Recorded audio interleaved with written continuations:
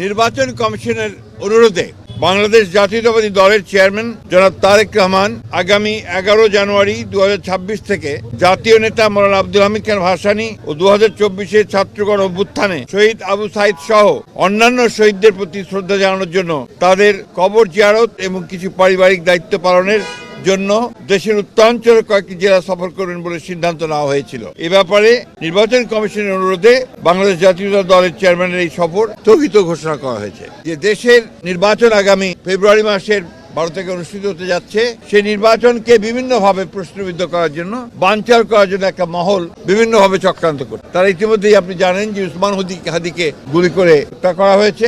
একইভাবে বিভিন্ন জায়গায় রাজনৈতিক দলের নেতৃবৃন্দকে, বিশেষ করে বিএনপির অনেক কয়েকজন নেতৃবৃন্দকে গুলি করা হয়েছে। গত কয়েকদিন আগে স্বেচ্ছাসেবক দলের উত্তরের সাবেক সদস্য সচিব মুসাব্বিরকে গুলি করে হত্যা করা হয়েছে।